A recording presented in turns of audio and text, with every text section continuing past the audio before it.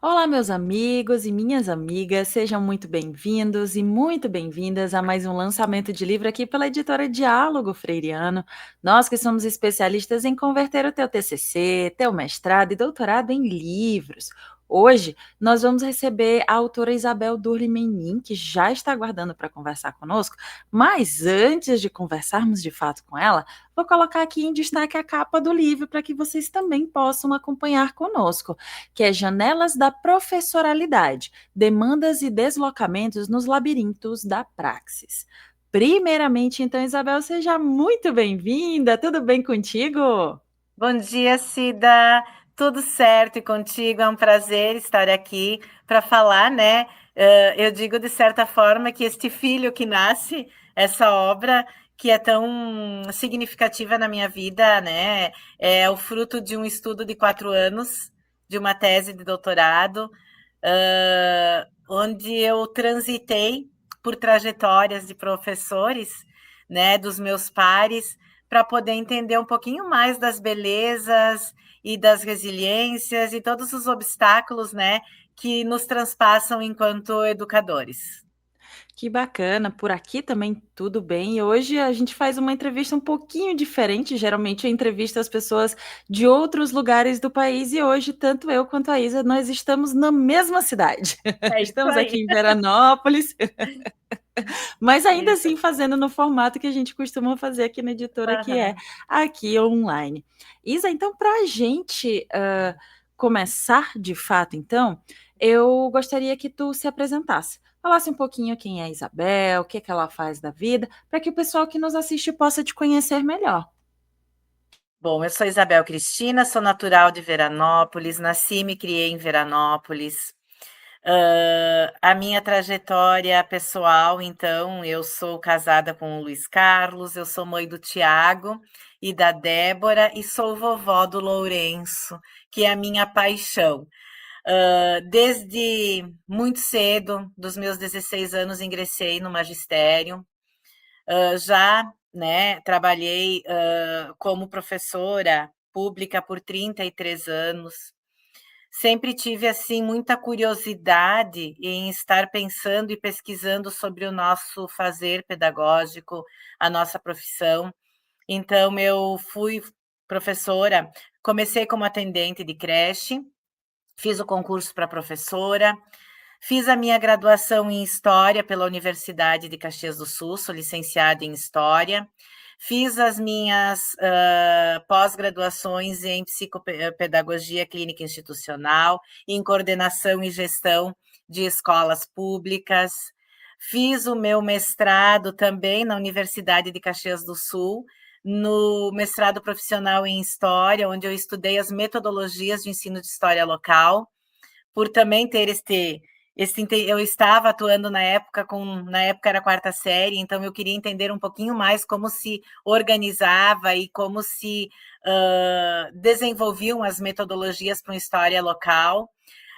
Fui para o meu doutorado, então eu sou doutora pela PUC, né, na linha de pesquisa de pessoas e educação, e eu uh, estudei muito a trajetória de professores, então o meu doutorado ele é todo voltado ao estudo de trajetórias, né, nessa linha de pesquisa, na formação de professores.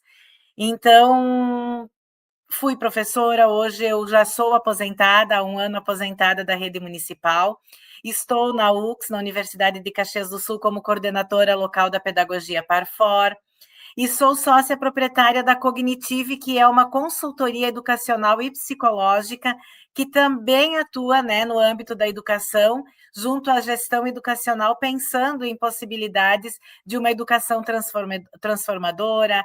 Então, os meus pés e toda a minha trajetória profissional, ela é forjada dentro da educação pública. Eu já fui diretora de escola particular, né, da escola agrícola, na época ainda agrícola, fui vice-diretora da educação infantil, professora de didática da história e da geografia, sociologia, história na rede privada. Então, assim, né, Cida, eu tenho uma trajetória em todos os níveis da educação, desde atendente de creche lá, onde a creche ainda era o cuidado, lá em 1990, né, onde eu comecei. Então, eu sempre fui caminhando, procurando entender e procurando fazer a diferença dentro dos espaços no qual eu atuava como educadora, né, realmente pensando na educação como transformação do ser humano. Que bacana, Isa. Agora que a gente já conhece um pouco mais da tua trajetória, conhece um pouco mais sobre ti também, como foi que tu encontrou a editora para poder dialogar então sobre essa obra que nós estamos lançando hoje? Tu sabes que eu vinha, né, com esse pensamento, eu defendi minha tese de doutorado na pandemia, no finalzinho de 2021. E desde lá, né, eu, enfim, estava com esse desejo. E eu conheço o Ivânio foi meu colega de graduação, ele é diretor, né, da Diálogos Freirianos, e eu tenho uma admiração muito grande pelo Ivânio, porque nós compartilhamos das mesmas epistemologias, das mesmas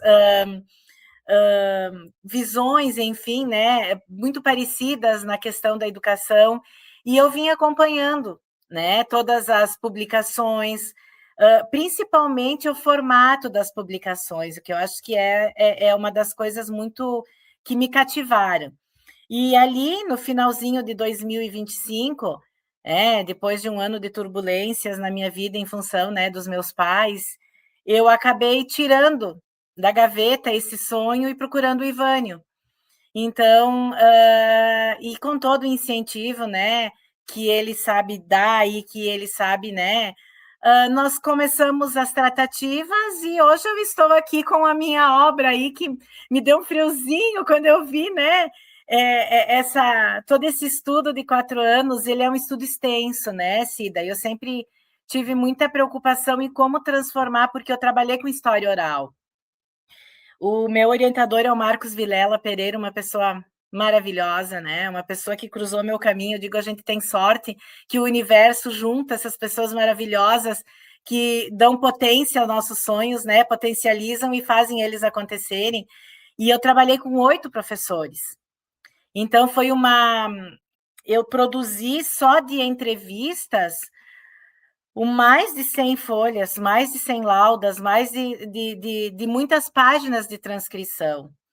E se tu me permite o tempo, eu acho que quando tu, né, eu acredito que quando tu trabalha com a história oral, a história oral ela se configura muito com o manejo e o olhar para o outro, os gestos, a leitura do invisível, a leitura do silêncio, as leituras, né, todas essas questões que transitam pela história oral. E eu peguei realmente um momento muito delicado da produção da minha pesquisa, que foi a pandemia. Então, eu consegui fazer 2 entrevistas pessoalmente e 6 entrevistas em formato online. Então, procurar uma teoria, procurar um suporte teórico que me desse, né, sustentação a de que formas eu poderia ler essa questão do corpo, dos gestos, numa configuração online, foi um desafio muito grande. Então, foi uma produção extensa, e eu acredito que ela ficou com 300 e poucas páginas, porque a transcrição, eu digo, né, hoje tu tem a IA, que te ajuda a muita coisa. Quando eu fiz a transcrição com fone de ouvido, com um computador que eu ia ouvindo, então cada transcrição eu demorava de 3 a 4 dias. Então, praticamente o tempo de transcrever todas essas entrevistas, elas demoraram no meu plano de trabalho uns 5 meses, 5, 6 meses. Então, foi um trabalho muito, como é que eu vou te dizer, muito sério naquilo que os professores confiavam a mim, né? E fora todos os trâmites legais de depoimentos, autorizações, né? Porque a pesquisa, a ciência, quando ela é produzida com seriedade, ela envolve muita ética. Então, todos esses âmbitos, eles perpassam pelo fazer de uma obra. E a Diálogos Freirianos, ela se mostrou muito séria nesse sentido e muito comprometida, fidedigna com o que está produzido na pesquisa científica. Então, eu vou te dizer que é uma satisfação muito grande ter a minha obra lançada pela Diálogos Freirianos, porque o leitor vai encontrar uma pesquisa, uma produção muito real, muito séria, muito bem construída, e era isso que eu procurava. Porque tu sabes que uma questão é tu escrever ficção, romance, outra é tu colocar um produto científico, uma produção científica, né? Um estudo acadêmico dentro da produção de um livro. Que tu tens que ter este mesmo comprometimento. Então, isso para mim me encantou. Eu quero dar os parabéns para vocês, porque o passo a passo, desde a formalização até a produção final, que é o livro, ela é muito bonita. Até a capa, eu digo, né? Porque eu trabalho com o conceito de professoralidade, que é o conceito do Marcos, que ele trabalha, né? Estética da professoralidade, e eu peguei ele para o meu campo, né, de estudo, e eu tinha que ter, né, na capa, a minha essência, que é a essência do inacabado, que a trajetória da professoralidade, as demandas, a trajetória de um professor, ela nunca está completa e terminada. Paulo Freire nos dizia isso. Nós somos incompletos, né? Nós somos frutos de incompletudes. Então, a minha capa ali, a capa do livro, ela tinha que ter as janelas. Por que janela? Porque eu trabalho isso. Porque eu trabalho com 8 janelas distintas, são 8 professores. E eles abrem para um campo de visão e para uma trajetória totalmente diferente uma da outra, com características próprias. E a capa deveria estar traduzindo e efetivando isso. E as escadas, né? As escadas que não terminam, não são as escadas prontas, que não levam assim daqui até ali com um espaço determinado. São escadas que elas vão se cruzando e vão indo para caminhos diferentes, muitas vezes, né? Elas acabam se cruzando, então a própria capa ela foi muito bonita no sentido pensado, né? Porque ela tinha que passar esses deslocamentos. Porque durante a tua trajetória, né, tu te deslocas. Então, eu acho que isso é muito importante. Que bacana já. Antes da gente falar mais, na verdade, sobre o livro, eu só quero deixar um recado para o pessoal que nos assiste, que se você se interessou pela obra da Isabel, ela já deu uma bela pincelada, já falou bastante aqui sobre a obra dela. Se você se interessou, aqui embaixo, na descrição desse vídeo, você vai encontrar o link para ter acesso à obra dela, Janelas da Professoralidade, Demandas e Deslocamentos nos Labirintos da Praxis. Isabel, tu contou pra gente que foi num período bem complicado. Eu acho que todo mundo tem alguma lembrança, alguma memória em relação ao seu trabalho, à sua vida, falando da questão da pandemia, que realmente foi um marco muito significativo, acho que na humanidade. E aí tu contou um pouco das dificuldades que foi em fazer a coleta das entrevistas e tudo mais. Eu queria que tu falasse um pouquinho mais sobre esse teu processo de escrita, o que te motivou a escrever sobre esse assunto, de certa forma, e que tu deixasse um spoiler, um gostinho do que é que o leitor ele vai encontrar nas páginas do teu livro. Então, quando eu comecei o meu doutorado, eu tinha um desejo muito grande de entender algumas questões da cultura escolar e da cultura dentro da trajetória profissional que se repetiam ano a ano, década a década, né? Então, eu acabei falando e pensando, e tu sabes que tem o Michael Huberman, ele, na década de 70 e 80, ele descreve os ciclos profissionais, né? Os ciclos de vida profissionais dos professores. E eu pego esses ciclos de vida produzidos lá nos anos 80 e 90 e eu trago para um pano de fundo do meu estudo, que são 5 fases, né? Que ele organiza desde a entrada da carreira do professor, que é de 1 a 3 anos, que ele denomina como período de sobrevivência e descobertas. Depois ele vai para 4 a 6 anos, que é o período de estabilização. Aí ele vai para a diversificação, que é de 4 a 6 anos, ele vai estudar o professor e essa carreira de 7 a 25 anos. Aí depois, quando o professor entra no final da vida, né, profissional dele, ele vai dos 25 aos 35 com uma distância, uma serenidade, até o desinvestimento. Então, esse pano de fundo, eu me baseio nele e eu vou para esses professores com um recorte temporal de 1970 a 2016, onde eu pego eles e começo a procurar entender como é que é essas trajetórias dentro desse recorte temporal. Qual é o critério?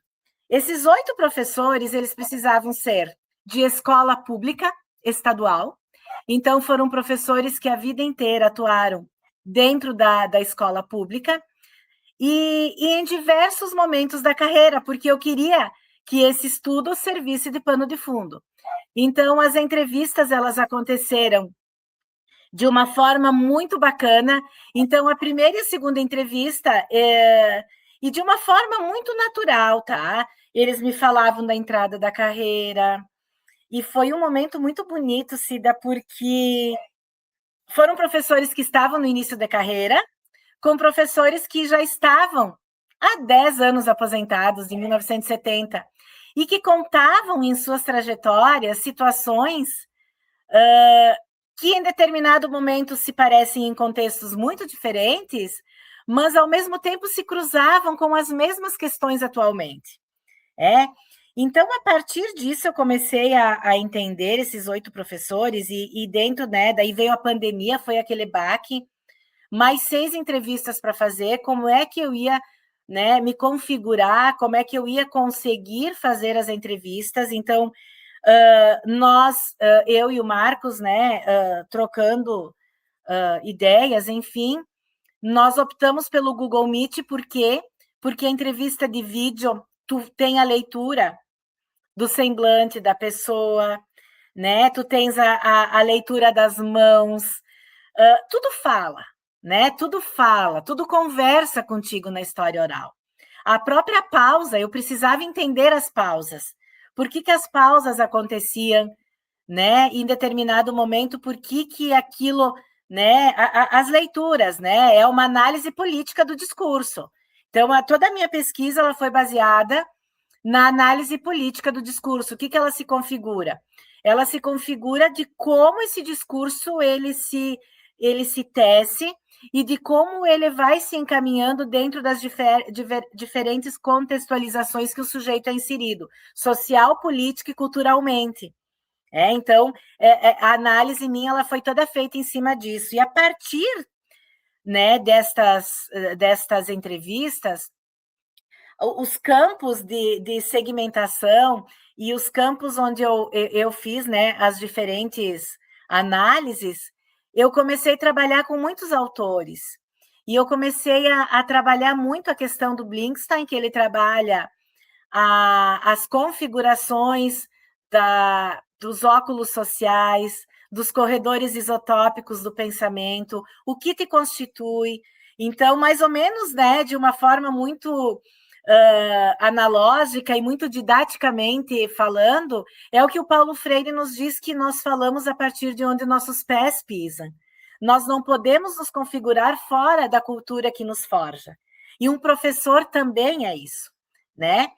E a partir desta análise, eu comecei a trabalhar como a memória e como as recordações, elas se configuravam dentro das próprias posições que os professores ocupavam em determinados períodos.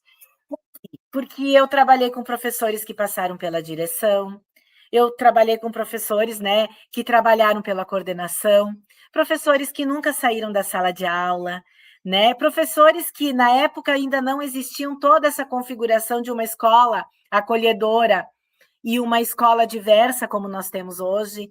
Então, como isso se cruza na prática? Por isso que eu uso deslocamentos e demandas nos labirintos, porque eu penso sempre que quando tu entra no magistério, que tu entra na educação, tu entra numa mata. E quando tu vai caminhando, tu vai desbravando esse caminho. E eu queria entender como que as diferentes etapas da vida de um professor orientam esse desbravamento. Como que é esse entendimento? E eu vou te dizer, Cida, que foi um trabalho muito bonito, porque eu entrevistei e trabalhei com professores que foram meus professores, e eu entrevistei eles como colega, como par. Então, a gente procura entender o que acontece dentro da sala de professores, porque eu sempre digo que a sala de professores é um laboratório social, é um laboratório cultural, é um laboratório político, no sentido de que dos discursos, das visões de mundo, dos entendimentos, né? Então, tudo isso me fez entender o quanto nós, enquanto educação, nós precisamos entender que o nosso fazer é movimento. A gente, né, não pode parar, e o professor tem muito isso da resposta pronta. Eu quero solução para o problema. Nós nunca vamos ter uma solução, porque a gente lida com vidas, e vidas são complexas. A gente lida com o coletivo. Lidar com o coletivo é complexo. Então, se desse livro, ele é um convite para pensar de que forma nós forjamos a nossa trajetória. E parar com essa dualidade de certo e errado. Existe o moralmente aceito e o moralmente não aceito, mas existe o ético. E dentro da profissão docente, a ética, ela é muito importante, porque a ética guia o nosso fazer. E eu trabalho muito com o La Roça, que o Jorge La Roça, ele trabalha a experiência, os contextos da experiência, e ele vai falando muito que a experiência é aquilo que nos corta. E por que eu peguei o La Roça, e eu trouxe o La Roça para o campo da pesquisa? Porque a pandemia nos cortou imensamente. A pandemia fez com que a gente enxergasse o quanto nós precisamos estar prontos e preparados para desconstruir certezas. E o quanto nós somos transitórios enquanto seres humanos. Né? Então, a partir daí, até a minha pesquisa tomou um outro rumo no sentido de análise do discurso. Porque se tu tens uma perspectiva de sociedade organizada e constituída, a escola, nos seus 2000 anos de existência, nunca havia parado, Cida. Nós nunca havia parado, nós inconcebíamos uma aprendizagem nos moldes que nós estamos fazendo a entrevista hoje. E isso é muito recente, né? Então, produzir uma pesquisa acadêmica científica com o rigor científico dentro de uma pandemia foi muito desafiador. Porque eu digo, né, a gente sempre tem que pegar e prezar pelo cunho científico. Tu tens que produzir um estudo sério. A pandemia veio mostrar isso, né? O quanto a ciência é importante. E nós estávamos um tanto desacreditados, né, em sentido de ciência. Então, a educação, a partir da pandemia, ela precisou dizer assim para o professor: te desconstrói, porque tu é uma peça-chave. Né? Embora a gente tenha achado mecanismos para manter o vínculo, eu digo, né, que foi mantença de vínculo, principalmente dentro de uma educação infantil, produzir e estar com alunos mediados por uma máquina foi um dos maiores desafios e experiências que atravessou a trajetória docente desde a invenção da escola instituída, né, institucionalmente como nós conhecemos. Nós não produzíamos mais conhecimento entre quatro paredes, nós estávamos mediados por uma máquina. E o quanto isso veio reforçar que o olho a olho, o sinestésico, a leitura, o visual, o quanto as múltiplas linguagens, elas são importantes. Então, todas as certezas que nós havíamos construído até a pandemia, ela foi jogada ao vento. E nós ainda estamos numa reconstrução. Então, esse meu trabalho, esse estudo, essa pesquisa, ela não tem respostas prontas. Quem vai pegar o livro achando que eu vou estar tendo uma receita de bolo, né? Desenvolver uma receita de bolo, está enganado, né? Porque eu provoco o tempo inteiro aos questionamentos que nos levam a pensar e a refletir. Então, qual é o objetivo principal desta obra? Nós olharmos para a educação como um campo em movimento, como um campo em construção contínua, né? E o professor como uma trajetória contínua. Por isso que nós falamos muito em formação contínua do professor. Então, esse livro convida justamente a tu leres e tu pensares dentro dos processos que tu está inserido, qual é o teu óculos? Que corredores isotópicos tu atravessou na tua vida que fez com que tu desenvolvesse e tu tivesse hoje esse conceito de prática pedagógica, de praxis pedagógica? O que te move enquanto educador? Quais as dúvidas? Então, eu quero mesmo essa provocação. E eu sofri muito para me desconstruir. E o Marcos, enquanto orientador, que, assim, é uma pessoa que é fantástica, um ser humano, assim, que eu tenho a maior admiração no mundo, porque ele me deu a mão, né? Ele era professor da PUC na época, fazia com ele seminários de pesquisa em Foucault, foi uma das primeiras imersões, né? Um estudo em Foucault propriamente dito, e ele me pegou pela mão e ele disse: vamos que eu te ajudo a pensar. E em nenhum momento com resposta pronta. E é difícil o professor aceitar isso, porque realmente quando tu está trabalhando, eles te dizem: mas o que tu me diz que eu posso fazer? Eu posso te pegar pela mão e te ajudar a pensar possibilidades. Nem todas vão dar certo e tudo bem. E a criança precisa aprender isso. A criança precisa explorar o mundo, aprender com o mundo e pensar, nem sempre as coisas vão dar certo. E tudo bem. A gente não precisa de nada de polarização, nada de condução sem flexibilidade. Nós precisamos olhar para o mundo com leveza e para um mundo em construção, né, Cida? Então, o convite de Janelas da Professoralidade é nós pensarmos essa transitoriedade e essas trajetórias como uma construção contínua. Pensando no Huberman, né? Que é desde o início da carreira até o desinvestimento, que ele diz desinvestimento, mas que eu peguei professores já aposentados com muita vontade de fazer ainda.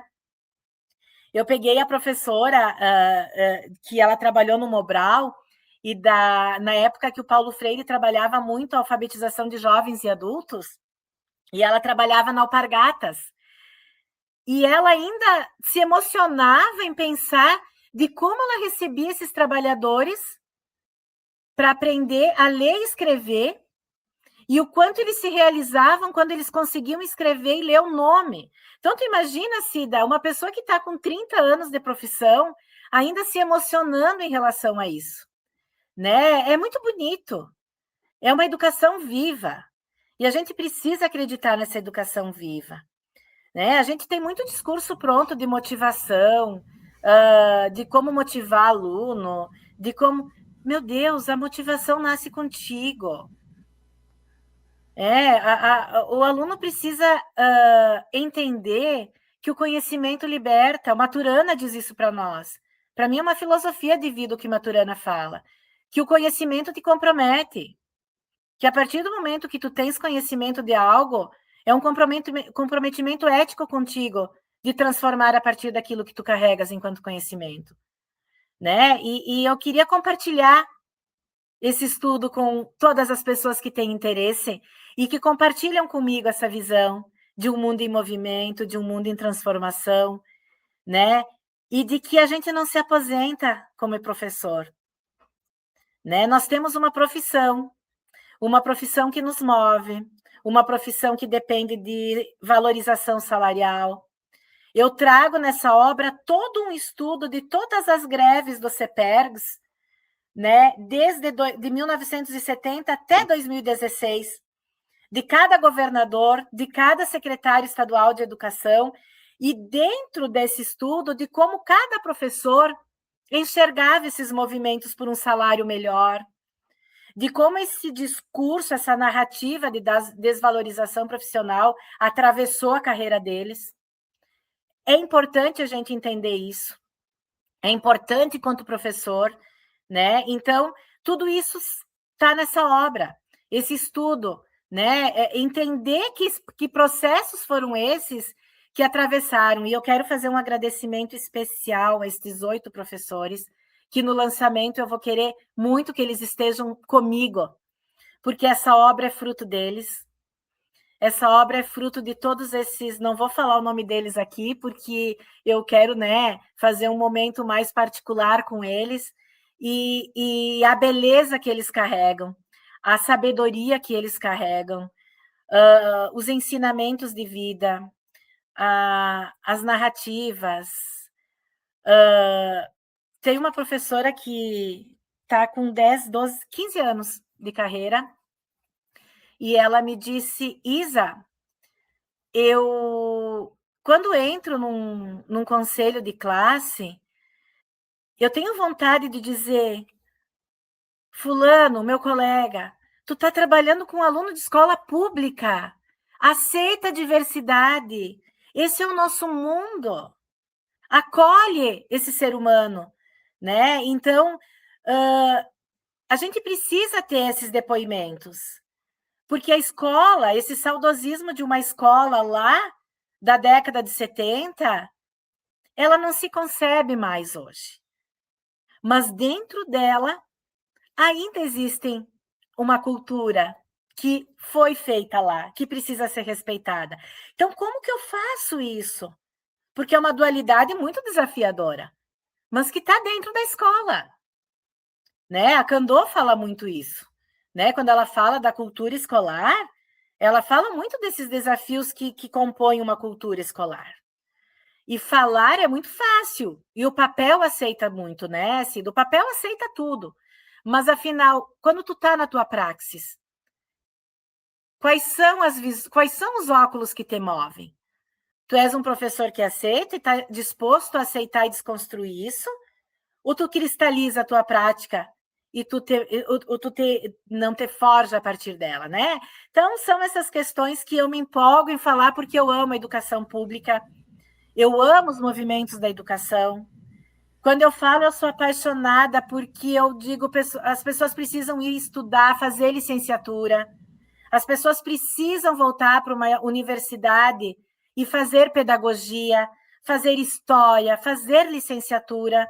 As pessoas precisam este lado humano, estudar filosofia, estudar sociologia, estudar a composição do ser humano. É isso, né? A escola, ela não transforma o mundo, mas ela transforma as pessoas. E as pessoas que transformam o mundo. E para isso a gente precisa ter pessoas que compreendam de que formas são possíveis na gente refletir sobre isso. Então, esse livro é um convite o tempo inteiro à reflexão. A reflexão o tempo inteiro, né? Para que a gente desacomode desse lugar que a gente se acostumou muito, né? E a gente pense sobre os processos pelos quais a gente se insere. Novamente, reforço então o convite depois desse depoimento, dessa explicação sobre o livro. Se você se interessou pela obra então da Isabel, Janelas da Professoralidade, Demandas e Deslocamentos nos Labirintos da Praxis, aqui embaixo na descrição desse vídeo você vai encontrar o link para ter acesso a ele, ainda mais se você é da área, você se interessou pelo assunto, então não deixe de adquirir, tá aqui embaixo na descrição desse vídeo. Isa, se pudesse, a gente passava o dia inteiro aqui conversando, né? Mas a gente precisa seguir para o fim do nosso bate-papo. E para a gente fechar, eu gostaria que tu deixasse uma mensagem para as pessoas que têm um interesse, que têm muitas vezes o sonho de fazer a publicação de um livro, seja um livro autoral, seja um livro acadêmico, TCC, o mestrado ou doutorado, porém ainda não o fizeram. qual a mensagem tu deixa para essas pessoas? Eu sempre penso que tudo se move por determinação. A gente tem muito medo, medo do novo, né? E quando o Ivânio conversava comigo, vamos lá, amiga, vamos lá, né? E eu sempre ficava ali, porque eu ainda não conseguia conceber como um estudo acadêmico poderia estar, né? Dessa forma, sendo, né, publicado como livro. Mas procurem. E eu vou dizer assim, ó, falem com o Ivânio, falem com a Cida. Eu quero agradecer muito o Ivânio, né, meu amigo, né, companheiro de graduação, pelo acolhimento e por me fazer acreditar que esse processo era possível. Então, procurem a editora. E eu parabenizo vocês, Cida, né, na tua pessoa que hoje está aqui, que faz parte, né, dessa equipe de diálogos freirianos. Parabenizo por toda a seriedade, novamente, eu reforço isso, pelo comprometimento. E vocês têm eu vou dizer, uma organização que, para nós, né, autores, nos conforta muito, porque vocês conseguem movimentar a edição até chegar para aquilo que a gente acredita que seja né, o produto que nós sonhávamos em estar publicando. Então, procurem diálogos freirianos, procurem, porque não é propaganda, eu não quero, né, marketing, mas é uma coisa que eu estou falando do fundo do meu coração. Né? É uma satisfação muito grande, porque quando a gente comecei lá em dezembro, e nós estamos em abril. Então, quando tu começa todo o processo, é muito bonito ver como ele está como ele vai se transformando e como a gente vai se sentindo realizados enquanto ser humano, né, com a produção. Então, eu quero parabenizar vocês e assumam esse compromisso, a gente consegue, né? Acho que o primeiro passo, é sempre o mais difícil, o primeiro degrau é sempre o mais difícil, mas ele vale a pena ser dado, porque depois a escada ela é muito legal, é muito bom, né? Tu chegar e tu te sentir vivo, tu te sentir produtor de conhecimento, produtor, né, de um estudo que pode agregar na vida de outras pessoas. Então, se eu posso deixar uma mensagem, é justamente isso. Busquem e façam valer a pena todo e qualquer estudo. Nós não temos essa cultura, né, Cida? Eu acho isso muito, muito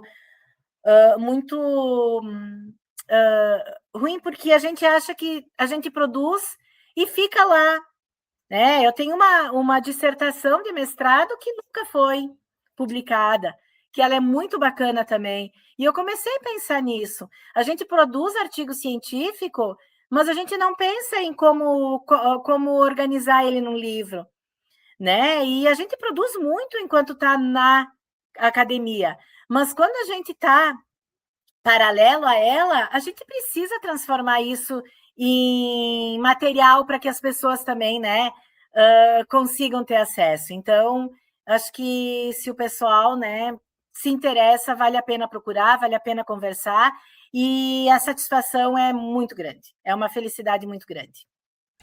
Que bacana, em nome da editora, se posso falar assim, a gente também fica muito grata em receber um depoimento como esse, um feedback como esse por parte do autor, porque mostra um pouco da credibilidade do trabalho, mostra um pouco da organização da editora também, e a gente fica muito feliz quando o autor também está feliz, em saber que o nosso trabalho conseguiu trazer à tona aquilo que o autor desejava para o livro, então é muito bacana ter esse feedback por tua parte. Oi, Isa. Cida, e eu acho que uma das coisas, né, bem que eu acabei me passando, e eu acho bem interessante que eu estava pensando logo lá no início, vocês fazem jus ao nome da editora, que é o Diálogo Freiriano, porque todo o processo ele é muito dialógico.